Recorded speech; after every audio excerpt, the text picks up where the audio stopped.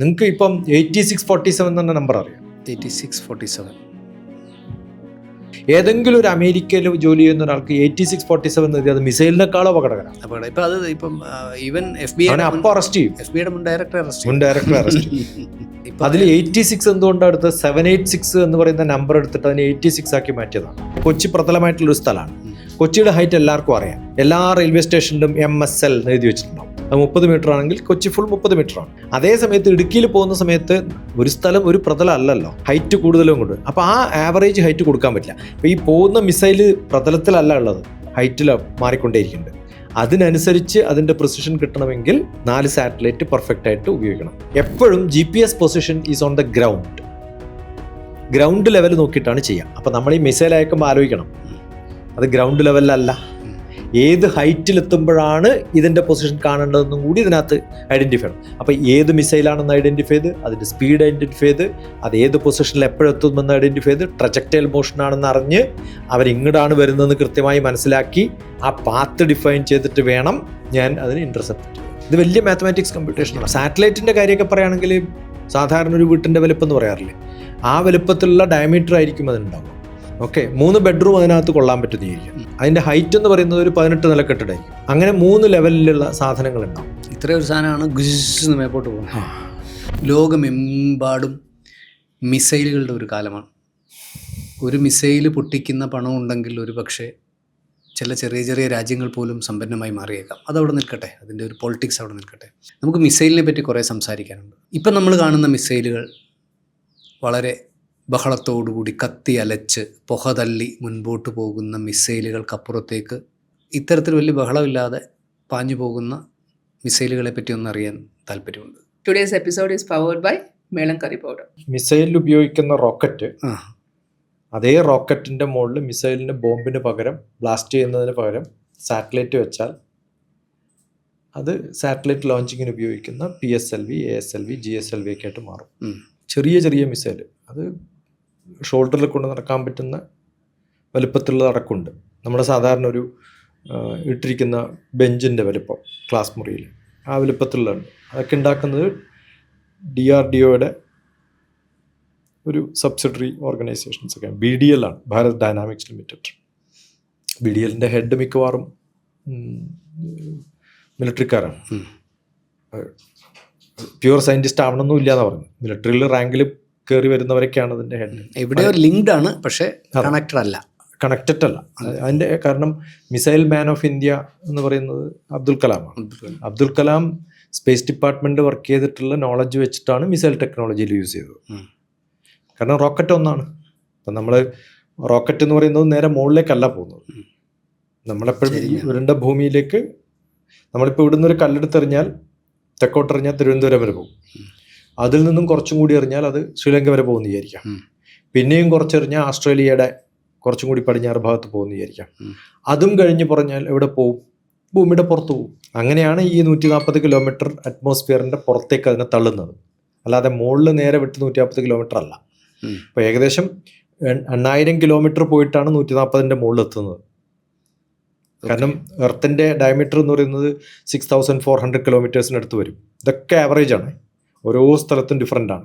ഇനിയിപ്പോൾ നാളെ ഇത് 6200 ആണോ 6400 ചോദിച്ചാൽ ഇതൊക്കെയാണ് 6000 മേലെ, അത്രയ്ക്ക് പറയാൻ പറ്റും. 6000-നും 8500-നും ഇടയിൽ. അതെ. ഇപ്പോൾ അത് 140 കിലോമീറ്റർ ആണ് അറ്റ്മോസ്ഫിയർ. 40 ആണോ ചോദിച്ചാൽ 42 50 ഒക്കെ ആവാം. അപ്പോൾ അതിന് മുകളിലേക്ക് വിട്ട് കഴിഞ്ഞാൽ പിന്നെ ഗ്രാവിറ്റിക്ക് പുറത്തായി, എന്ന് വെച്ചാൽ അറ്റ്മോസ്ഫിയറിൻ്റെ ഗ്രാവിറ്റിക്ക് പുറത്ത്. അത് ചരിച്ചെറിഞ്ഞാണ് പോകുന്നതെന്ന് പറയാം. ഞാനിപ്പം എൻ്റെ നേരെ മുകളിലൊരു സാധനത്തിന് എറിയണമെങ്കിൽ ആരും താഴെ നിന്ന് മുകളിലോട്ട് എറിയാറില്ല. ട്രജക്ടൈൽ മോഷനാണ് എപ്പോഴും കൂടുതലേക്ക് എത്തുക. ഇപ്പം ഹൈ ജമ്പിൽ ചാടുന്ന ഒരാൾ നേരെ താഴത്ത് നിന്ന് മുകളിലേക്ക് ചാടിയിട്ടാണോ ചാടുക? ഓടി വന്നാൽ ട്രജക്ടറി മോഷനാണ്. അപ്പോൾ ട്രജക്ടൈൽസ് ആണ് എപ്പോഴും. നമ്മൾ അണ്ണാർക്കണ്ണനെ നോക്കിയാൽ കാണാം. അണ്ണാർക്കണ്ണൻ ഒരു വാഴയിലയിൽ നിന്ന് മറ്റേ വാഴയിലേക്ക് ചാടുമ്പോൾ ഒരു ട്രജക്ടൈൽ മോഷനാണ്. അപ്പോൾ എപ്പോഴും ട്രജക്ടൈൽ മോഷനാണ്. നമുക്ക് റോക്കറ്റ് വിടുന്ന സമയത്തും ഇങ്ങനെ വിട്ടാൽ അത് ഇങ്ങനെ പോവുള്ളൂ. കാരണം എർത്തിൻ്റെ ഗ്രാവിറ്റി ഉള്ളതുകൊണ്ട് അത് അങ്ങോട്ട് തിരിച്ചു പോകും. അപ്പോൾ അതുപോലെയാണ് ഇതിനെ അയക്കുന്നത്. അപ്പോൾ അതിന് 140ന് പുറത്ത് വിട്ട് കഴിഞ്ഞാൽ അവിടെ നിന്ന് നമുക്ക് ബ്ലാസ്റ്റ് ചെയ്തിട്ട് കുറച്ചും കൂടി മുകളിൽ ഹൈറ്റിലേക്ക് പോയി 2 കറക്കം കറങ്ങുമ്പോഴത്തേക്കും നമുക്ക് എവിടെയാണോ എത്തേണ്ടത് ആ ഹൈറ്റിലേക്ക് കൊണ്ടുപോവാണ് ചെയ്യുക. അല്ലാണ്ട് നേരിട്ട് 600 കിലോമീറ്ററിലോ 800 കിലോമീറ്ററിലോ 36,000 കിലോമീറ്ററിലോ ഒന്നും കൊണ്ടുപോയില്ല. ഈ എറിയുന്നത് നമ്മൾ സ്പേസിലേക്ക് എറിയുന്നതിനെ പറ്റുമെങ്കിൽ ഓസ്ട്രേലിയയിലേക്ക് എറിയാൻ പറ്റും, ശ്രീലങ്കയിലേക്ക് എറിയാൻ പറ്റും, തിരുവനന്തപുരത്തേക്ക് എറിയാൻ പറ്റും അല്ലേ? അപ്പം അങ്ങനെ നമ്മുടെ ഏറ്റവും നല്ല പൊസിഷൻ നോക്കിയിട്ട് അവിടുന്ന് ഈ എക്സ്പെരിമെൻറ്റ്സ് നടത്തുന്നതാണ് നമ്മുടെ DRDO ചെയ്യുന്ന. അതിനുള്ള റോക്കറ്റിൻ്റെ ഫ്യൂവല് മിക്കവാറും നമ്മുടെ സാറ്റലൈറ്റുകളിലുള്ള ഒരേപോലെയാണ്. നമ്മൾ സോഡ ഉണ്ടാക്കുന്ന പണ്ടൊരു കുറ്റി കണ്ടില്ലേ, സോഡ കുറ്റി, ആ വലുപ്പത്തിലുള്ള മിസൈലാണ് സാധാരണ മിസൈൽ. അതിനകത്താണ് ഫ്യൂവലും ഇരിക്കുന്നത്, അതിൻ്റെ മുകളിലാണ് റോക്കറ്റ് ബോംബും ഇരിക്കുന്നത്. എത്ര കിലോ വരാം? അതൊരു വ്യത്യസ്തമായ വെയിറ്റും ഹൈറ്റിലൊക്കെ ഉണ്ടാവും. വളരെ മാസീവായിട്ടുള്ള പീരങ്കിയുടെ ഹൈറ്റ് വളരെ വലുതല്ലേ. അപ്പോൾ പീരങ്കിയുടെ ഉള്ളിലിരിക്കുന്ന ഒരു പണ്ട് ഷോർട്ട് പുട്ടായിട്ടൊക്കെ നമ്മുടെ വീട്ടിലൊക്കെ ഉപയോഗിച്ചിരുന്ന പീരങ്കിയുടെ ഉണ്ടയാണ്. അത് ശരിക്കും മെറ്റലാണ്. ഇതിന് പകരം അവിടെ നമ്മൾ എന്ത് ബോംബാണോ ഉപയോഗിക്കുന്നത് ആ ബോംബ് ഉപയോഗിച്ചിട്ട് അതിനെ തള്ളിവിടാനുള്ളൊരു ഒരു എബിലിറ്റിയാണ്. അത് വെയിറ്റ് എന്ന് പറയുന്നത് ഒരു കാലത്ത്, ഇത് പറയാൻ കാരണം ഒരു കാലത്ത് അത് മെറ്റൽ കൊണ്ടല്ല ഉണ്ടാക്കിയത്, കല്ലുകൊണ്ടാണ് ഉണ്ടാക്കിയത്. അപ്പോൾ വെയിറ്റ് മാറുന്നത് ഇപ്പം ഇന്ന് ഞാൻ പറയുന്ന വെയിറ്റ് ആവണമെന്നില്ല ഒരു 10 കൊല്ലം കഴിയുമ്പോൾ. കാരണം lesser the weight the more the power. കാരണം ഈ വെയിറ്റ് കൊണ്ടുപോകണ്ടേ, ഫ്യൂവൽ എന്തായാലും കൊണ്ടുപോകണം. ഇപ്പം സാറ്റലൈറ്റിൻ്റെ കാര്യമൊക്കെ പറയുകയാണെങ്കിൽ ഈ നമ്മുടെ ഒരു ബിൽഡിംഗ് ഉണ്ടല്ലോ, സാധാരണ ഒരു വീട്ടിൻ്റെ വലുപ്പം എന്ന് പറയാറില്ലേ, ആ വലുപ്പത്തിലുള്ള ഡയമീറ്റർ ആയിരിക്കും അതിനുണ്ടാവുക. ഓക്കെ, 3 ബെഡ്റൂം അതിനകത്ത് കൊള്ളാൻ പറ്റുന്നതായിരിക്കും. ഫൈൻ, അത്രയും വലുതാണ്. അതിൻ്റെ ഹൈറ്റ് എന്ന് പറയുന്നത് ഒരു 18 നില കെട്ടിടമായിരിക്കും.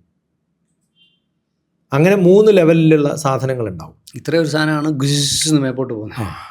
അത് ഉണ്ടാക്കുന്നത് ശ്രീഹരിക്കോട്ടയിൽ നിന്ന് വിടുന്നത് ഉണ്ടാക്കുന്നത് MTAR എന്ന് പറയുന്ന ഹൈദരാബാദ് കമ്പനിയാണ്. അവിടെ നിന്ന് പീസായിട്ട് ഇത് പോയിട്ടാണ് അവിടെ അസംബിൾ ചെയ്യുന്നത്. അതിനകത്തുള്ള ഫ്യൂവൽ എന്ന് പറയുന്നത് നമ്മൾ വെറും ഒരു ഹൈഡ്രജനും ഓക്സിജനും ഒക്കെയാണ് ലിക്വിഡ് ഫ്യൂവൽസ്. ക്രയോജനിക് എന്ന് പറയുന്നത് നൈട്രജനാണ്. അത് വളരെ ലോവർ ടെമ്പറേച്ചർ ആകുമ്പോൾ നോർമൽ ടെമ്പറേച്ചറിൽ എത്തുമ്പോഴത്തേക്കും ബ്ലാസ്റ്റ് ആവും. അപ്പോൾ ഈ ഫോസിൽ ഫ്യൂവൽ അല്പം പോലും ഉപയോഗിക്കുന്നില്ല.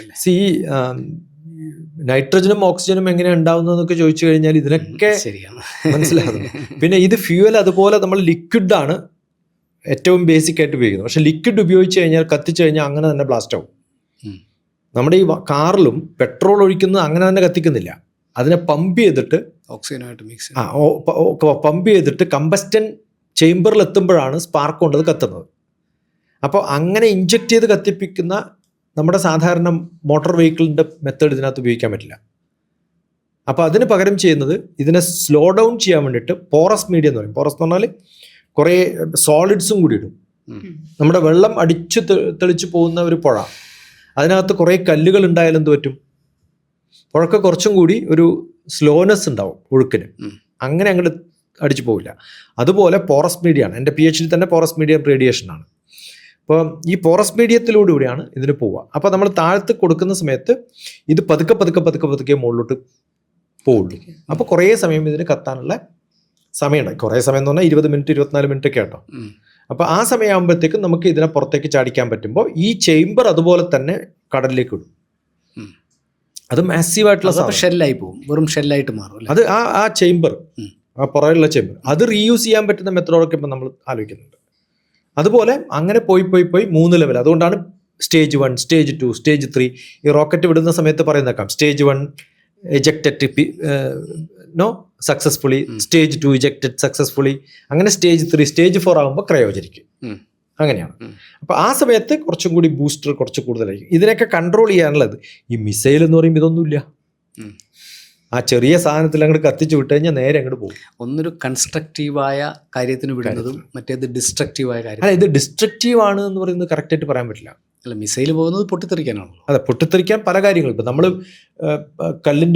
കല്ലെടുക്കുന്ന മടയുണ്ടല്ലോ വലിയ, അതിനകത്തുനിന്ന് കല്ലെടുക്കാൻ വേണ്ടിയിട്ടും നമ്മൾ അവിടെ ബോംബ് ഉപയോഗിക്കില്ലേ? അല്ല, ബോംബ് ഉപയോഗിക്കുന്നുണ്ട്, മിസൈൽ ഉപയോഗിക്കുന്നില്ലല്ലോ. മിസൈൽ ഇത് മനുഷ്യനെ അടിച്ചു തീർക്കാൻ അതിന് വേണ്ടിയിട്ട് തന്നെ.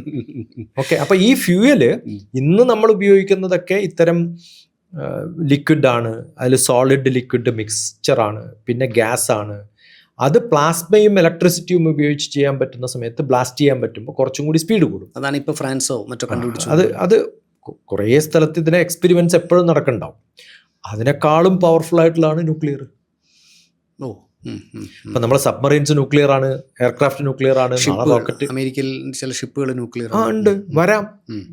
അല്ല, ജോൺ എഫ് കെനഡി ആണെന്ന് തോന്നുന്നു ഷിപ്പ് ന്യൂക്ലിയർ ആണെന്ന് ഈ ഓക്രിഡ്ജ് ലാബ് എന്ന് പറയുന്ന നാഷണൽ ലാബോറട്ടറി എന്ന് പറയുന്ന അമേരിക്കയിൽ ഏറ്റവും കൂടുതൽ എക്സ്പെരിമെൻറ്റ്സ് നടത്തുന്നത് അമേരിക്കക്ക് വേണ്ടിയിട്ടൊക്കെ ഇവരുടെ പണി ഇത് തന്നെയാണ്.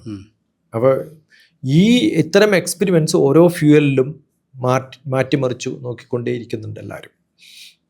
അപ്പോൾ ഇതിന് എത്ര ദൂരം പോകാൻ പറ്റും, എന്താണ് നമ്മുടെ ടാർഗറ്റ്, അത് മിക്കവാറും നമ്മുടെ റോക്കറ്റുകൾക്കൊക്കെ ഉള്ള പണ്ടൊക്കെ നമ്മൾ കണ്ടുപിടിക്കുന്നത് റോക്കറ്റ് അതിന് പുറത്തേക്ക് ഇജക്റ്റ് ചെയ്യുന്നതുകൊണ്ട് കാണാൻ പറ്റുന്നില്ല. മനുഷ്യൻ നേരെ കണ്ടിട്ടൊന്നും അല്ല ഇതിനെ ഇൻ്റർസെക്റ്റ് ചെയ്യുന്നതും പിടിക്കുന്നതും ഒക്കെ. അതിനകത്തുള്ള ഇലക്ട്രോണിക്സ് കറക്റ്റായിട്ട് പിടിക്കാൻ പറ്റും, നമ്പർ 1. പിന്നെ ഇതൊന്നും ഈ സ്റ്റെൽത്ത് പെയിൻ്റ് ഉള്ളതൊന്നും അല്ല. എന്നുവെച്ചാൽ റഡാറിന് കണ്ടുപിടിക്കാൻ പറ്റാത്ത തരത്തിലുള്ള മിസൈലുകളൊന്നും ഇല്ല. പക്ഷേ ഇൻ്റർസെപ്റ്റ് ചെയ്യാതെ പോകണമെങ്കിൽ ഉള്ളൊരു മെത്തേഡ് അല്ല ഈ പറഞ്ഞ ഫ്യൂവൽ ചേഞ്ചോ ഇജക്ഷനിൽ കാണാതിരിക്കുന്നതോ ഒന്നും. അത്രയും ഫാസ്റ്റായിട്ട് പോകുന്നത് കൊണ്ട് അതിനെ ഇൻ്റർസെപ്റ്റ് ചെയ്യാൻ പോകുന്ന സമയത്ത് ഏതാണോ ഇൻ്റർസെപ്റ്റ് ചെയ്യാൻ പോകുന്നത് അയക്കുന്ന ആൾക്കും അറിയാം. ഈ പട്ടം പറത്തുന്ന ആൾക്കും വേറൊരു പട്ടം കാണാൻ പറ്റുമല്ലോ. അപ്പോൾ അതിനെ കൺട്രോൾ ചെയ്തിട്ട് അത് കാണാം നമുക്ക് പലപ്പോഴും. ഇത് നേരെ യൂ ടേൺ അടിച്ചു വരും. ആ യൂ ടേൺ അടിച്ച് വരുമ്പോൾ അതെന്തിനാണെന്ന് വെച്ചാൽ ഈ റഡാറിൻ്റെ ഇന്ന സ്ഥലത്ത് നിന്ന് ഇന്നതൊക്കെയാണ് എന്നുള്ള ഒരു പ്രാവശ്യം എക്സ്പെരിമെൻ്റ് എത്തുമ്പോൾ ഇവർക്ക് അറിയാം. സ്പേസിൽ ഇന്ന വഴി പോയാൽ അവിടെ റഡാർ കാണും. ആ റഡാർ കാണുമ്പോൾ അവിടെ എത്തുമ്പോൾ ഞാൻ ഒന്നുകൂടി തിരിച്ചു വന്നിട്ട് അങ്ങോട്ട് പോകുമ്പോഴത്തേക്കും ഈ ഇൻ്റർസെപ്റ്റ് ചെയ്യുന്ന ആൾ കടന്നു പോയിട്ടുണ്ടോ. ഈ ഇൻ്റർസെപ്റ്റർ ഇപ്പം നമ്മളിപ്പോൾ വീഡിയോയിലൊക്കെ കാണുമ്പോൾ ഇപ്പം അയൺ ഡോം എന്ന് പറഞ്ഞാൽ ഒരു മിസൈൽ അവിടെ നിന്ന് വരുന്നത് കണ്ടിട്ട് അതിനെ പിടിക്കാൻ വേണ്ടി വേറൊരു മിസൈലിനെ വിടുന്നു. ഈ മിസൈല് വരുന്ന മിസൈലിൻ്റെ പിന്നാലെ ഓടിച്ചിട്ട് പിടിക്കുന്നത് കാണാൻ പറ്റും. അതെ, അതെങ്ങനെയാണ് ഈ ട്രാക്ക്? അത് നമ്മളിപ്പോൾ ഒരു ടെലിഫോണിനെ ട്രാക്ക് ചെയ്യണമെന്ന് വിചാരിക്കും. ഞാൻ ലൈവ് ലൊക്കേഷൻ കൊടുത്തു കഴിഞ്ഞാൽ എന്ത് പറ്റും? ഇതൊക്കെ GPS ആണ്. അപ്പോൾ എൻ്റെ GPS നിങ്ങൾക്ക് ട്രാക്ക് ചെയ്യാൻ പറ്റുകയാണെങ്കിൽ, അതിനെ നമുക്ക് ഹാക്ക് ചെയ്യാൻ പറ്റുകയാണെങ്കിൽ, അത് ഐഡൻറ്റിഫൈ ചെയ്യാൻ പറ്റുകയാണെങ്കിൽ ഇങ്ങനെ ഒരാൾ പോകുന്നത് നമുക്കറിയാമല്ലോ. ഇതിന് മൂവ്മെന്റ് കംപ്ലീറ്റ് GPS ആണ് ട്രാക്ക് ചെയ്യുന്നത്. എല്ലാം GPS ആണ്. അല്ലാണ്ട് എങ്ങനെ ഇതിനെ കറക്റ്റായിട്ട് നമുക്ക് പോകാൻ പറ്റുക? ഇന്നടത്തേക്ക് പോകാൻ നമ്മൾ ഇതിന്റെ ഹീറ്റോ അല്ലെങ്കിൽ ഇതിന്റെ ലൊക്കേഷൻ കറക്റ്റായിട്ട് നമ്മൾ ഐഡന്റിഫൈ ചെയ്ത് കൊടുത്തു കഴിഞ്ഞാൽ ആ ലൊക്കേഷനിലേക്ക് പോകുന്നതാണ്. ആ ലൊക്കേഷൻ എന്ന് പറയുന്നത് ഇന്ന് ഒറ്റ മെത്തേഡേ ഉള്ളൂ, GPS ഉള്ളൂ. പക്ഷെ നമ്മൾ ഉപയോഗിക്കുന്ന GPS-ഉം ഡിഫൻസിന് ഉപയോഗിക്കുന്ന GPS-നും പ്രിസിഷനിൽ കുറച്ച് മാറ്റമുണ്ട്. കുറച്ചുകൂടെ ഫാസ്റ്റ് ആയിരിക്കും. ഫാസ്റ്റ് അല്ല, ഈ GPS-ൽ കുറേ തരമുണ്ട്. ഒന്ന് ഇപ്പം ഞാൻ 3 സാറ്റലൈറ്റ് വെച്ചിട്ടാണ് എൻ്റെ പൊസിഷൻ കണ്ടുപിടിക്കുന്നത്. അപ്പം ഞാൻ ഇരിക്കുന്ന സ്ഥലത്തുനിന്ന് 10 മീറ്റർ ദൂരെയാണ് ഒരാളെന്ന് പറഞ്ഞാൽ എവിടെയൊക്കെ ആവാം, ചുറ്റും ഒരു സർക്കിൾ വരക്കുന്ന അത്രയാവാം. അത് സർക്കിൾ എന്ന് പറയുന്നത് നമ്മൾ 2 ഡയമെൻഷൻ ആകുമ്പോഴാണ്. 3 ഡയമെൻഷൻ ആകുമ്പോഴോ ഒരു സ്ഫിയറിൽ എവിടെയും ആവാം. ഒരു ഗോളത്തിൽ, എൻ്റെ ചുറ്റുമുള്ള ഗോളത്തിൽ എവിടെ വേണമെങ്കിലും ആവാം. അപ്പം ഞാൻ എന്ത് ചെയ്യും, വേറൊരു ലൊക്കേഷനും വെച്ചിട്ട് അവിടുന്ന് 3 മീറ്റർ ദൂരത്തിലും കൂടിയാണെന്ന് പറയാം. അപ്പോൾ 2 ഗോളങ്ങൾ ഇൻ്റർസെപ്റ്റ് ചെയ്യുന്ന എത്ര ഉണ്ടാവും പോയിന്റ്, ഒരു സർക്കിളിൽ എവിടെയെങ്കിലും ആവാം. അപ്പോൾ മൂന്നാമതൊരാളും കൂടി ഉണ്ടെങ്കിലോ അത് ഇൻ്റർസെക്റ്റ് ചെയ്യുന്നത് 2 പോയിന്റിലേക്ക് ചുരുക്കും. ഇത് 3 കൂടെ ചേരുന്ന ഒരു സ്ഥലം. അത് 4 ആണെങ്കിൽ കൃത്യമായിട്ടൊരു സ്ഥലം കണ്ടുപിടിക്കാൻ പറ്റും. അത് മൂവ് ചെയ്താലും അതിനെ ഫോളോ ചെയ്ത് പിടിക്കാൻ പറ്റും. അപ്പോൾ 4 സാറ്റലൈറ്റുകൾ, 4 GPS സാറ്റലൈറ്റുകൾ ഈ നമ്മൾ ഒരു ഞൊടിയിടയിൽ എന്ന് പറയുന്ന സ്പീഡിൽ കമ്പ്യൂട്ടേഷൻ നടത്തിയിട്ട് ഫീഡ് ചെയ്യുമ്പോഴാണ് ഒന്നിനെ മറ്റൊന്ന് ഫോളോ ചെയ്യാൻ പറ്റും. ശരി, ഈ ഫോളോയിങ്ങിൻ്റെ കാര്യം ഇതാണ്. ഇപ്പം നമ്മളിപ്പോൾ ഒരു സ്ഥലത്ത് പോയിട്ട് അതിൻ്റെ പ്രിസിഷൻ പറയുമ്പോൾ അതും കൂടി പറഞ്ഞില്ലെങ്കിൽ സുഖമില്ല. ശരി, നമ്മൾ സാധാരണ ഒരു മാപ്പ് എടുത്തിട്ട് ഇവിടെയാണെന്ന് പറഞ്ഞിട്ട് മാപ്പ് പിടിച്ചു നോക്കുക, ഗൂഗിൾ മാപ്പിൽ പോവുക, നമ്മുടെ പൊസിഷൻ കാണുമല്ലോ, ഒരു 10 മിനിറ്റ് അത് പിടിക്കുക. നമ്മൾ കൊച്ചിയിലാണെങ്കിൽ ചിലപ്പോൾ ഒരേ സ്ഥലത്താണ് നിൽക്കുക. അതേ സമയത്ത് നല്ല മല മുകളിലാന്ന് വിചാരിക്കുക, ഇപ്പോൾ ഇടുക്കിയിലാന്ന് വിചാരിക്കുക. ഇടുക്കിയിൽ നോക്കുമ്പോൾ കുറച്ച് സമയം ഇപ്പുറത്ത് കാണും, കുറച്ച് സമയം അപ്പുറത്ത് കാണും, കുറച്ച് സമയം ഇപ്പുറത്ത് കാണും. കാരണം ഈ ഇൻ്റർസെപ്റ്റ് ചെയ്തിട്ട് കണ്ടുപിടിച്ചൊരു പോയിന്റ് എന്ന് പറഞ്ഞല്ലോ, അത് ഈ ലോക്കൽ ഹൈറ്റ് വ്യത്യസ്തമാണെങ്കിൽ എവിടെ എത്തും, അങ്ങോട്ടും ഇങ്ങോട്ടും ഒക്കെ മാറിക്കൊണ്ടേയിരിക്കും. ഹൈറ്റ് കറക്റ്റായിട്ട് അറിയും എന്ന് വിചാരിക്കുക. അതുകൊണ്ടാണ് പറഞ്ഞത് കൊച്ചി പ്രതലമായിട്ടുള്ളൊരു സ്ഥലമാണ്. കൊച്ചിയുടെ ഹൈറ്റ് എല്ലാവർക്കും അറിയാം. എല്ലാ റെയിൽവേ സ്റ്റേഷനിലും MSL എന്ന് എഴുതി വെച്ചിട്ടുണ്ടാവും. അത് 30 മീറ്റർ ആണെങ്കിൽ കൊച്ചി ഫുൾ 30 മീറ്ററാണ്. അതേ സമയത്ത് ഇടുക്കിയിൽ പോകുന്ന സമയത്ത് ഒരു സ്ഥലം ഒരു പ്രതലം അല്ലല്ലോ, ഹൈറ്റ് കൂടുതലും കൊണ്ട്. അപ്പോൾ ആ ആവറേജ് ഹൈറ്റ് കൊടുക്കാൻ പറ്റില്ല. അപ്പോൾ ഈ പോകുന്ന മിസൈൽ പ്രതലത്തിലല്ല ഉള്ളത്, ഹൈറ്റിൽ മാറിക്കൊണ്ടേയിരിക്കുന്നുണ്ട്. അതിനനുസരിച്ച് അതിൻ്റെ പ്രിസിഷൻ കിട്ടണമെങ്കിൽ 4 സാറ്റലൈറ്റ് പെർഫെക്റ്റ് ആയിട്ട് ഉപയോഗിക്കണം. സിവിലിയൻ യൂസിന് 2 or 3 ഒക്കെ കണ്ടാലും ചിലപ്പോൾ ഏകദേശം കറക്റ്റായിട്ട് പറയാൻ പറ്റും. കാരണം ഇവൻ ഇങ്ങനെ കളിച്ചുകൊണ്ടിരിക്കുകയാണല്ലോ. അതുകൊണ്ടാണ് കളിച്ചുകൊണ്ടിരിക്കുന്നത്. അപ്പം നമ്മൾ ഇടുക്കിയിലെ നല്ല മലമുകളിൽ you are driving on this route എന്ന് പറഞ്ഞ റോഡ് വേറെ എവിടെയോ കാണാം. അപ്പോൾ ഇതെന്താ ഇങ്ങനെയെന്ന് ചോദിച്ചു കഴിഞ്ഞാൽ ഹൈറ്റിൽ എപ്പോഴും തെറ്റാണ്. ഇപ്പം നമ്മളിപ്പോൾ ഇവിടെയുള്ള ഒരു ബിൽഡിങ് കൊച്ചിയിലും തെറ്റാം. നിങ്ങൾ ആർക്കെങ്കിലും ഒരു 10 നില കെട്ടിടത്തിൻ്റെ മുകളിൽ നിന്ന് നിങ്ങളുടെ ലോക്കൽ പൊസിഷൻ അയച്ചു കൊടുത്തു എന്നിരിക്കും, അവിടെ എത്തില്ല.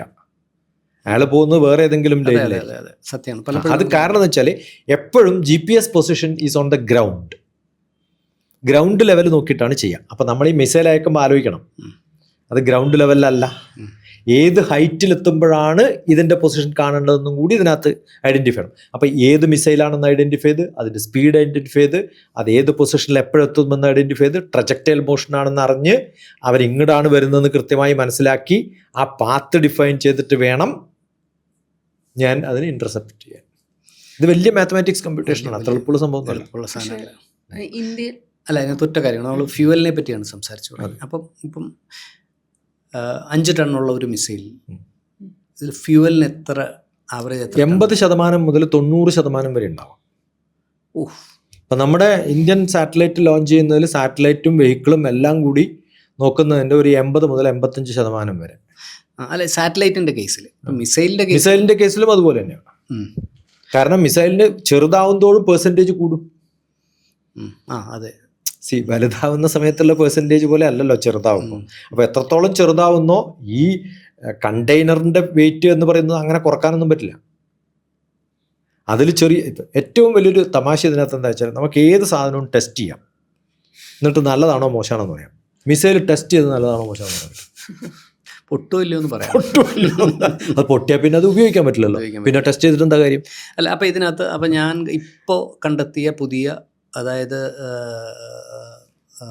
ഗ്യാസ് അല്ലെങ്കിൽ എന്താ പറയുക, പ്ലാസ്മ, ഇലക്ട്രിക് ട്രിഗേർഡ് പ്ലാസ്മ, അതായത് ലിക്വിഡും സോളിഡും അല്ലാത്തൊരവസ്ഥയാണല്ലോ പ്ലാസ്മ. അപ്പോൾ ഈ പ്ലാസ്മ ഫ്യൂവൽ വരുമ്പോഴേക്കും മിസൈലിൻ്റെ സൈസ് കുറയുകയും സ്പീഡ് കൂടുകയും കണ്ടെയ്നറുടെ വെയിറ്റ് കുറയുകയും ഒക്കെ ചെയ്യുന്നുണ്ട്. അപ്പോൾ കൂടുതൽ ഡേഞ്ചറസ് ആയ മിസൈൽസ് വരാൻ സാധ്യതയുണ്ട്. ഇപ്പം നമ്മൾ ഇറാനിലൊക്കെ നോക്കിക്കഴിഞ്ഞാൽ അവരുടെ അണ്ടർഗ്രൗണ്ടിൽ സ്റ്റോറേജ് ഒരിക്കുന്ന എത്ര ഉണ്ടാവുന്ന വിചാരം? 10,000 മിസൈലുകൾ ഉണ്ടാവും. അല്ല, ഇപ്പോൾ ഈ സൂപ്പർസോണിക് മിസൈലുകളുടെയൊക്കെ വിഷ്വൽ നമ്മൾ നോക്കുമ്പോൾ, വിഷ്വൽ കാണുമ്പോൾ ഒരു സൗണ്ട് അല്ലാതെ മിസൈൽ കാണാൻ പറ്റില്ല. കാരണം അത്രയും സ്പീഡിൽ അതിലും സ്പീഡുള്ളത് വരാൻ പോകുന്നുണ്ട് എന്നുള്ളതാണ് ഈ ഒരു. അപ്പോൾ ഇത്രയും ഗവേഷണ നിരീക്ഷണങ്ങൾ മാനവരാശി ഗുണകരമായ കാര്യത്തിലേക്കായിരുന്നു ലോകം എവിടെ എത്തിയതിനെ എന്നുകൂടി ചിന്തിക്കേണ്ടിയിരിക്കുന്നു. അല്ല, ഈ ഗുണം എന്ന് പറയുന്നതും ദോഷം എന്ന് പറയുന്നതും ആര് പവർഫുൾ ആവുന്നു, ആര് ഗവേൺ ചെയ്യുന്നതനുസരിച്ചിട്ടാണ്. ആൾക്കാരെ കൊല്ലാതെ ഉപയോഗിച്ചൂടെ ഇത്, ഈ ടെക്നോളജി അതിന് ഉപയോഗിക്കുന്നുണ്ടാവാം അല്ലേ? ഉണ്ടാവാം. ഇപ്പം നമ്മളിപ്പോൾ മറ്റൊരു വാർത്ത അറിഞ്ഞത്, ഇപ്പം അമേരിക്ക ഇട്ട മിസൈലുകൾ, ഇവൻ ബങ്കർ ബ്ലസ്റ്റർ മിസൈലുകൾ ഉൾപ്പെടെ പൊട്ടാത്ത മിസൈലുകൾ ഇറാന്റെ കയ്യിൽ കിട്ടി. ഇറാൻ ആ ടെക്നോളജി കോപ്പി ചെയ്യുന്നു എന്നുള്ളൊരു വാർത്ത. നമ്മൾ ഈ ഇറാൻ എന്ന് പറയുമ്പോൾ അമേരിക്കയിലെ ഏറ്റവും നല്ല കമ്പനികളിൽ പോയാൽ ഏറ്റവും നല്ല വർക്കേഴ്സായിട്ട് കുറേ കാലങ്ങൾ ഉണ്ടായിരുന്ന ഇറാൻകാരാണ്. ഇറാഖ് വാറിൽ ആരായിരുന്നു വിരോധി? ഇറാഖ്. ആരെയായിരുന്നു സപ്പോർട്ട് ചെയ്തത്? അമേരിക്ക, ഇറാന്. ആ സമയത്ത് ഈ കംപ്ലീറ്റ് ടെക്നോളജി അവരെ ഉപയോഗിക്കാൻ പഠിപ്പിച്ചവരല്ലേ അമേരിക്കക്കാർ. ഇതൊക്കെ പഠിച്ചത് ഇറാൻ്റെ ഭൂമിയിൽ വെച്ചിട്ടൊന്നും അല്ല. നമ്മളിപ്പോൾ യൂറോപ്പിൽ പോയാൽ ഏത് യൂണിവേഴ്സിറ്റിയിൽ, ലണ്ടനിൽ പോയാലും അവിടുത്തെ കോൺവക്കേഷൻ ദിനത്തിൽ നോക്കിയാൽ ഒരു 60% മുസ്ലിം രാജ്യങ്ങളിൽ നിന്നാണ്. അതിൽ ഇറാനികൾ ഇഷ്ടം പോലെ ഉണ്ട്, വളരെ ബ്രില്യൻ്റ് ആണ്. പേർഷ്യക്കാരുടെ ബ്രില്യൻസ് ഒന്നും ഇന്ത്യക്കാർക്കില്ല. മിഡിൽ ഈസ്റ്റ് പോലല്ല. ഇറാൻ എന്ന് പറയുന്നത് വളരെ powerful, technological, learners, obedient, sincere to the core. Iran എന്ന് പറയുന്ന രാജ്യത്തെക്കുറിച്ച് പഠിക്കുമ്പോഴാണ് നമ്മളത് മനസ്സിലാക്കുക. നമ്മൾ സാധാരണ പറയാറുണ്ട് ഈ മൗണ്ടനസ് റീജിയനിലെ ആൾക്കാർ കുറച്ചും കൂടി ഡെഡിക്കേറ്റഡ് ആണ്. ഇറാൻ ഇപ്പോഴും മൗണ്ടനസ് റീജിയനും കേവിനകത്ത് ജീവിക്കുന്ന കുറേ മനുഷ്യന്മാരുള്ള സ്ഥലമാണ്. അതുകൊണ്ട് അമേരിക്ക എത്ര ബോംബിട്ടാലും ആ കേവിനുള്ളിൽ കൊണ്ടിടാൻ പറ്റില്ല. ഇവരുടെ എല്ലാ മിസൈലും ശേഖരിച്ച് വെച്ചിരിക്കുന്നത് കേവിനകത്താണ്. കാരണം അവിടുത്തെ ടെമ്പറേച്ചർ എന്ന് പറഞ്ഞാൽ 50 ഡിഗ്രിയൊക്കെയാണ്. അതിനകത്ത് പുറത്ത് ജീവിക്കുന്നതിനേക്കാളും അവർക്ക് സുഖം കേവിനകത്ത് ജീവിക്കുന്നത്. ഏറ്റവും ചൂട് കിട്ടുന്ന രാജ്യമാണ്, ഏറ്റവും ചൂടുള്ള രാജ്യം, ഏറ്റവും മനോഹരമായ രാജ്യമാണ് ലോകം ഈ ഭാഗത്തുള്ള. ഏഷ്യയിൽ എനിക്ക് തോന്നുന്നു ഇത്രയും ഭംഗിയുള്ള വേറെ രാജ്യം ഉണ്ടാവില്ല. എത്രയും രസകരമായിട്ടുള്ള സംഭവങ്ങൾ നടക്കുന്ന വേറെ രാജ്യങ്ങളുണ്ട്. ഓരോ പ്രോവിൻസുകൾക്കും അതിൻ്റെതായ ഡിഫറൻസ്. നമ്മളിപ്പോൾ ഏറ്റവും പറയുന്ന ഈ ഹോർമോസ് എന്ന് പറയുന്ന ചെറിയൊരു സാധനം ഉണ്ടല്ലോ, ചെറിയൊരു ഐലൻഡാണ്. പക്ഷെ അത് ഇന്ന് നിറച്ചിരിക്കുന്നത് 350 ചെറിയ ജെറ്റ് ബോട്ടുകളും ഒരു 100-ലധികം വലിയ യുദ്ധക്കപ്പലുകളും. അവിടുന്ന് ഏകദേശം 1200-1500 കിലോമീറ്റർ ദൂരെയാണ് ക്യാപിറ്റൽ എന്നറിയണം. ടെഹ്റാൻ അങ്ങേയറ്റത്ത് നോർത്തിലാണ്, ഇത് ഇങ്ങേയറ്റത്ത് സൗത്തിലാണ്. മനസ്സിലായോ? എന്നിട്ടും ഇവർക്ക് കൺട്രോൾ ഉണ്ടാകുന്നത് എന്തുകൊണ്ടാണ്? ഓരോ പ്രോവിൻസിനും അതിൻ്റെതായ ഇൻഡിപെൻഡൻസ് കൊടുത്തിട്ടുണ്ട്. ഓക്കെ, അപ്പോൾ ഞാൻ എൻ്റെ ചോദ്യത്തിലേക്ക് വീണ്ടും തിരിച്ചു വരിക. അപ്പോൾ ഈ ഇറാനെ ഒരു പരിധി വരെ ടെക്നോളജി അമേരിക്ക പഠിപ്പിച്ചു കൊടുത്തു. അപ്പോൾ ഈ ഓരോ സ്റ്റേറ്റിലും അവർ ഇൻഡിപെൻഡൻ്റ് ആയിട്ട് റിസർച്ച് സെന്റേഴ്സ് ഉണ്ടെന്നാണ് ഞാൻ പറഞ്ഞു വരുന്നത്. അതും കേട്ടിട്ടുണ്ട്. അതായത് ഓരോ സ്റ്റേറ്റിനും അവരുടേതായ മിലിറ്ററി ഉണ്ട്. അതായത് ഇറാനെ ഇപ്പോൾ ഒരു കോമൺ പോയിന്റിൽ നിന്ന് കൺട്രോൾ ചെയ്യാൻ പറ്റത്തില്ല, അല്ലെങ്കിൽ കൺട്രോൾ ചെയ്യാൻ പറ്റും. അവർ വളരെ ഡെഡിക്കേറ്റഡും കൺട്രോൾഡും ആണ്. യൂണിയൻ ഗവൺമെന്റ് നമ്മുടെ ഇന്ത്യയെ കൺട്രോൾ ചെയ്യുന്നവരെ. പക്ഷെ ഓരോ സ്റ്റേറ്റിനും അവരുടേതായ, നമുക്ക് ഓരോ സ്റ്റേറ്റിനും എഡ്യൂക്കേഷൻ ഡിപ്പാർട്ട്മെന്റ് ഉണ്ട്. ഓരോ എഡ്യൂക്കേഷൻ ഡിപ്പാർട്ട്മെന്റും തീരുമാനിക്കുമ്പോൾ ഇവിടെ എന്ത് പഠിപ്പിക്കണം. അല്ല, കഴിഞ്ഞ ദിവസം ഒരു ഓഡിയോ, അതായത് ഷിപ്പുമായി, അതായത് ഈ ഇന്ത്യൻ ഷിപ്പിനെ ആക്രമിച്ചപ്പോൾ ഇന്ത്യൻ ഷിപ്പിൻ്റെ ക്യാപ്റ്റൻ ഈ ടെററിസ്റ്റുകൾക്ക് കൊടുത്ത റേഡിയോ മെസ്സേജിൻ്റെ ഓഡിയോ ഇൻ്റർനെറ്റിലുണ്ടായിരുന്നത്, അത് ഞാൻ കേട്ടു. ഞാൻ കേട്ടില്ല. ഞാൻ കേട്ടു. അപ്പോൾ അയാൾ പറയുന്നുണ്ട്, C you give permission so I crossing this Hormuz എന്ന് പറയുന്നുണ്ട്. അപ്പോൾ അയാൾ തിരിച്ച് പറയുന്ന ഒരു കാര്യം, നിങ്ങൾക്ക് ആര് പെർമിഷൻ തന്നു, ഹു ഗിവ് പെർമിഷൻ? അപ്പോൾ അവരുടെ പരമോന്നത നേതാവിൻ്റെ പേര് പറയുന്നു. Sorry, he is not our leader എന്ന് പറഞ്ഞിട്ട് ഇവരുടെ മിലിറ്ററി ലീഡറിൻ്റെ പെർമിഷൻ ഇല്ലെങ്കിൽ ഞങ്ങൾ ഇനി വെടിവെക്കും. ഓക്കെ, നമ്മുടെ അപ്പോൾ ഇന്ത്യൻ ഷിപ്പിൻ്റെ ആൾ അന്ന് കൊടുക്കുന്ന സാധനം, okay don't fire give me time to return എന്ന് അയാൾ മറുപടി പറയുന്നൊരു സാധനം കേട്ടിട്ടുണ്ട്. അപ്പം ഞാൻ ഇതിനെപ്പറ്റി ഇങ്ങനെ പൊതുവേ നമുക്ക് കിട്ടാവുന്ന സോഴ്സുകൾ വെച്ചൊക്കെ അന്വേഷിച്ചപ്പോൾ മനസ്സിലായ ഒരു സാധനം എന്ന് പറഞ്ഞാൽ, ഇറാനിൽ ഈ പറഞ്ഞതുപോലെ ഈ സ്റ്റേറ്റ്സ് ഡിവൈഡഡായി നിൽക്കുന്ന സ്ഥലങ്ങളിലെല്ലാം സേനകൾ, ഇറാൻ്റെ ദേശീയ സേനയും അതുകൂടാതെ ലോക്കൽ സേനയെ കൺട്രോൾ ചെയ്യുന്നത് റിലീജിയസ് കൺട്രോൾസാണ്. മദ്രസകളും പള്ളികളും ഒക്കെ ആയിരിക്കും. അപ്പോൾ അവരൊക്കെ ഈ ലീഡർഷിപ്പ് നഷ്ടപ്പെട്ട്, അല്ലെങ്കിൽ ഇപ്പോൾ ഇത്രയും അടി കിട്ടിക്കഴിഞ്ഞപ്പോൾ ഒരു കോമൺ പോയിന്റിൽ നിന്ന് കൺട്രോൾ ചെയ്യാൻ പറ്റാത്ത രീതിയിൽ ഇൻഡിവിജ്വലായി ഇവരെ അഗനിസ്റ്റായി ഫൈറ്റ് ചെയ്യുന്ന തലത്തിലേക്ക് മാറി എന്ന് കേൾക്കാൻ കഴിയും. തെറ്റാണ്. മൊസൈക്ക് സ്ട്രാറ്റജി എന്ന് പറഞ്ഞാൽ, ഇപ്പം നമ്മുടെ യൂണിയൻ ഗവൺമെന്റിലെ മന്ത്രി പറഞ്ഞിട്ടല്ല എൻ്റെ ക്ലാസ് മുറിയിൽ ഞാൻ ക്ലാസ് എടുക്കുന്നത്. മാക്സിമം ശിവൻകുട്ടി പറഞ്ഞിട്ടായിരിക്കും. ശിവൻകുട്ടി പറഞ്ഞാലും ചീഫ് മിനിസ്റ്റർ പറഞ്ഞാലും ഞാൻ പറയും വിദ്യാഭ്യാസ മന്ത്രിയുടെ ഓർഡർ വരട്ടെ എന്നിട്ട് തീരുമാനിക്കാന്ന് പറയും. അതുപോലെയാണ്. ഇപ്പോൾ ഒരു ഷിപ്പിനെതിരെ തകർന്നിട്ടില്ല. കാരണം ഇറാൻ എന്ന് പറയുന്നത് ഇതൊക്കെ ഈ ഫാൾസ് പ്രൊപ്പഗൻഡ കുറേ വരും. വാറിൽ എവ്രിതിങ് ഈസ് റൈറ്റ്. വാറിലും പ്രണയത്തിലും അങ്ങനെയാണ് പറയാറുള്ളത്. ഓക്കെ, എന്താണോ നമുക്ക് അത്യാവശ്യമായിട്ടുള്ള നിയമം നമ്മൾ ഉണ്ടാക്കുന്ന നിയമമാണ്. ഇപ്പോൾ war philosophy is different. Philosophy of war എന്നുകൊണ്ട് ഞാൻ ഒരു ക്ലാസ് എടുത്തിട്ടുണ്ട് പണ്ട്, ഫിലോസഫി ഡിപ്പാർട്ട്മെൻറ്റ്, ഫിലോസഫി ഡേയിൽ ബംഗാളിൽ. ഇപ്പോൾ വാറിലെ ഫിലോസഫി എന്ന് പറയുന്നത് entirely different from A common man's philosophy. അപ്പോൾ അവിടെ എന്തും യുദ്ധനീതിയാണ്, അത് യുദ്ധനീതിയാണ്. അവിടെ നമ്മൾ ഈ വരുന്ന ഓഡിയോ മെസ്സേജും ഒക്കെ ചിലപ്പം തെറ്റാവും. എല്ലാം ഫാബ്രിക്കേറ്റഡ് ആവാം. ഒക്കെ ഫാബ്രിക്കേറ്റഡും ഓരോരാൾക്കും അവരവരുടെ പാറ്റേണേജ് ഉണ്ടാക്കാൻ വേണ്ടി. നിങ്ങൾക്ക് ഇപ്പം 8647 എന്ന നമ്പർ അറിയാം? 8647 ട്രംപിനെ കൊല്ലുന്നതിന് അത് തന്നെ. അതിൽ 86 എന്തുകൊണ്ടാണ് എടുത്തത്? 786 എന്ന് പറയുന്ന നമ്പർ എടുത്തിട്ട് അതിനെ 86 ആക്കി മാറ്റിയതാണ്. മുസ്ലിംസിന്റെ. ഓക്കെ, 47 ട്രംപിന്റെ ജനറൽ. അപ്പോൾ 8640 ഇതൊക്കെ എവിടുന്നൊക്കെയാ എന്തൊക്കെയാ വരുന്നെന്ന് ഉപയോഗിക്കുക. ഏതെങ്കിലും ഒരു അമേരിക്കയിൽ ജോലി ചെയ്യുന്ന ഒരാൾക്ക് 8647 എഴുതി അത് മിസൈലിനേക്കാളോ അപകടകരമാണ്. ഇപ്പം അത് ഇപ്പം ഈവൻ FBI അപ്പോൾ അറസ്റ്റ് ചെയ്യും. FBI മുൻ ഡയറക്ടറെ അറസ്റ്റ് ചെയ്യും. അപ്പം ഞാൻ പറയുന്നത് ഇന്ന് സ്ട്രാറ്റജി എന്ന് പറയുന്നത്, മിസൈൽ എന്ന് പറയുന്നത് സ്പീഡിനേക്കാളും കൂടുതൽ അവരുടെ ഓരോ നീക്കങ്ങളും ബാക്കിയുള്ളവർ കാണുന്നുണ്ട് എന്നുള്ളതാണ്. അത് മിസൈലിനെ പിടിക്കാൻ വേണ്ടി മിസൈൽ അടിക്കുന്നതായാലും ഫേസ്ബുക്കിൽ ഇടുന്നൊരു മെസ്സേജ് ആയാലും യു ആർ ബീയിങ് വാച്ച്ഡ്. എല്ലാത്തിൻ്റെ മുകളിലും ആൻറ്റിന ഉണ്ട്. അത് എത്ര ഫാസ്റ്റായിട്ട് നിങ്ങളെ പിടിക്കും, എത്ര സ്ലോ ആയിട്ട്. എഗൈൻ ഞാൻ പറയുന്ന ഒരു സാധനം, ഏകദേശം 15ഓളം മിസൈലുകൾ ഇറാനിയൻസ് എടുത്തുകൊണ്ട് പോയി അവരുടെ ലാബിൽ വെച്ചിട്ട് അവരുടെ അമേരിക്കയുടെ ഏറ്റവും ലേറ്റസ്റ്റ് ടെക്നോളജി അവർ അഡോപ്റ്റ് ചെയ്യുന്നു. ഞാൻ പറയുന്നത് ലേറ്റസ്റ്റ് ടെക്നോളജി അല്ലെങ്കിലും അവർക്കറിയാമെന്നാണ് ഞാൻ പറയുന്നത്. അല്ല, കാരണം ഈ ടെക്നോളജികളൊന്നും 2 ദിവസം ടെക്നോളജി ഇന്നും ഇറാനിൽ പല സ്ഥലത്തും വർക്ക് ചെയ്യുന്ന ഇറാനികൾ അമേരിക്കയിലുണ്ട്. പല കച്ചവടം നടത്തുന്നവരുണ്ടാവും.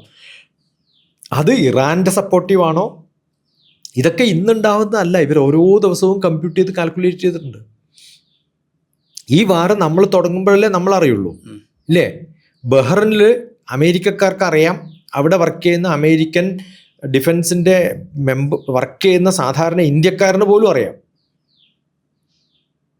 പക്ഷെ ആ വാർ തുടങ്ങുന്നതെന്ന് പറയുന്നതിനൊരു 2 മാസം മുമ്പ് അവനോട് പറഞ്ഞിട്ടുണ്ടാവും, ഫോൺ വീട്ടിൽ വെച്ചിട്ട് നീ ഇങ്ങോട്ട് വാ, എപ്പോഴാണ് തിരിച്ചു വരുന്നത് നമ്മൾ പറയുമ്പോൾ പോകുമെന്ന് പറഞ്ഞാൽ മതി. അങ്ങനെ, കാരണം അയാൾ ഫോൺ ഉപയോഗിച്ച് കഴിഞ്ഞാൽ അവരുടെ ലൊക്കേഷൻ മനസ്സിലാവും. അങ്ങനെ മിസ്ഡ് ഔട്ട് ആയിട്ടുള്ള ഡിഫൻസിന് വേണ്ടി വർക്ക് ചെയ്യുന്ന ഓരോ ബേസിലും, അത് എയർ ബേസ് ആയാലും നേവൽ ബേസ് ആയാലും മിലിറ്ററി ബേസ് ആയാലും വർക്ക് ചെയ്യുന്ന കുറേ പേരോട് ഈ പ്രിപ്പറേഷൻ തുടങ്ങാൻ പറഞ്ഞിട്ട് മാസങ്ങളായിട്ടുണ്ടാവും. ഇപ്പം നമ്മുടെ ബോർഡറിൽ എന്തെങ്കിലും നടക്കുമ്പോൾ അതിന് തൊട്ട് ഒരു മാസം മുമ്പ് ഹൈദരാബാദിൽ എനിക്കറിയാം. കാരണം കണ്ടോൺമെൻറ്റിൽ നിന്ന് ട്രെയിനുകൾ പോകുന്നതിൻ്റെ എണ്ണം നോക്കിയാൽ എനിക്ക് പറയാൻ പറ്റും. കാരണം ഓരോ വാര സമയത്ത് കണ്ടോൺമെൻറ്റ് പല സ്ഥലത്തും ഉണ്ടല്ലോ. Hyderabad one of the biggest cantonment south ഇന്ത്യയിലെ. കണ്ടോൺമെൻറ്റിനായിട്ട് റെയിലുണ്ട്. ആ റെയിലിൽ ബങ്കറുകളും ടാങ്കറുകളും പട്ടാളക്കാരും ഒക്കെ മൂവ് ചെയ്യാൻ തുടങ്ങിയാൽ നമുക്കറിയാം ബോർഡറിൽ എവിടെയോ പ്രശ്നമുണ്ട്. ഇത് ഒരു ദിവസം കൊണ്ടൊന്നും അവിടെ എത്താൻ പറ്റില്ലല്ലോ. ഓടി എത്തണ്ടേ. ഇത് എത്തുമ്പോഴത്തേക്ക് 3 ദിവസം കഴിയില്ലേ? അപ്പോൾ 3 ദിവസം പോയി കഴിഞ്ഞാൽ അവർ ഇതൊക്കെ ടെൻ്റൊക്കെ കെട്ടി റെഡി ആകുമ്പോഴത്തേക്ക് എത്രയാവും? അതെ, നോർമൽ ട്രാൻസ്ഫർ ആണെങ്കിൽ നമുക്കറിയാം ടാങ്കർ പോവില്ല, അപ്പോൾ അമ്യൂണിഷൻസ് പോവില്ല. ഇതൊക്കെ നമുക്ക് ഓരോ സ്ഥലത്തും ഈ സ്ട്രാറ്റജികളൊക്കെ നമുക്ക് കൃത്യമായിട്ട് അറിയാം. ഇത് ഓരോ വാറിനും ഇപ്പം ഈ ഇത്രയും മാസീവായിട്ടുള്ളൊരു വാർ ഉണ്ടാക്കുമ്പോൾ നിങ്ങൾക്ക് തോന്നുന്നുണ്ടോ ഇതൊന്നും ആർക്കും അറിയാത്തതാണെന്ന്? ഇതൊക്കെ എല്ലാവർക്കും അറിയാം. പക്ഷേ മുസ്ലിം രാജ്യങ്ങളുടെ ഒരു ഡിസിപ്ലിൻ ഉണ്ട്. ഇപ്പം ഇത് വലിയൊരു പ്രശ്നമായിട്ട് നമ്മൾ പറയുമ്പോൾ റഷ്യ ഉക്രൈൻ്റെ മുകളിലിട്ടതും ഉക്രൈൻ റഷ്യയിലിട്ടതും ഈ പറയുന്നതിൻ്റെ 10 ഇരട്ടി ഉണ്ടാവും. പക്ഷെ എന്തുകൊണ്ടാണ് നമുക്കത്ര എഫക്റ്റീവ് അല്ലാത്തതെന്നും, കേരളത്തിന് എഫക്റ്റ് ചെയ്യാത്തത്, ഇന്ത്യയെ എഫക്റ്റ് ചെയ്യാത്തത്? ഗൾഫുമായിട്ടുള്ള ഇന്ത്യയുടെ ബന്ധം ഉക്രൈനായിട്ടും നമുക്കില്ല. അമേരിക്കയായിട്ടുള്ള ഇത്രയും ആൾക്കാർ റഷ്യയിൽ പണിയെടുക്കുന്നില്ല. അമേരിക്ക എന്ന് പറയുമ്പോഴത്തേക്ക് തന്നെ ലോകത്തിൻ്റെ ഒരു പ്രാധാന്യമായി. അല്ലെങ്കിൽ റഷ്യൻ ഉക്രൈൻ വാർ ഇപ്പം എത്ര വർഷം പിന്നിട്ടില്ലേ? എന്താ നമ്മൾ ഡിസ്കസ് ചെയ്യാത്തത്? മിസൈലുകൾ ഇതേപോലെ എല്ലാവർക്കും അങ്ങോട്ടും ഇങ്ങോട്ടും പോകുമ്പോഴും അതിൻ്റെ തുണ്ടും തരുമ്പൊക്കെ കിട്ടിയാൽ മതി. ഏത് വെറൈറ്റി ഇതൊന്നും ഇല്ലെങ്കിലും ഈ ടെക്നോളജി പല രാജ്യങ്ങളിലും ഉണ്ട്. ഇപ്പം ചൈനയിലുണ്ട്, ഫ്രാൻസിലുണ്ടാവും, ജർമ്മനിയിലുണ്ടാവും, ഓരോ സ്ഥലത്തും ഉണ്ട്. നമ്മൾ ടെക്നോളജിക്കൽ ഡെവലപ്മെൻറ്റ് ഹൈഡ് ചെയ്ത് വെക്കാൻ പറ്റുന്ന ഒരു ലോകത്തൊന്നും അല്ല ഇന്ന് ജീവിക്കുന്നത്. എല്ലാ സ്ഥലത്തും മിക്കവാറും സംഭവങ്ങൾ എല്ലാവർക്കും മനസ്സിലാവും. പക്ഷെ അത് ഉണ്ടാക്കാനുള്ള വെൽത്ത് ഉണ്ടോ, ഹ്യൂമൻ പവർ ഉണ്ടോ എന്നുള്ളതാണ് ചോദ്യം. അമേരിക്കയുടെ അടുത്ത് വെൽത്ത് ഉണ്ട്, ഇറാൻ്റെ അടുത്ത് ഹ്യൂമൻ പവർ ഉണ്ട്.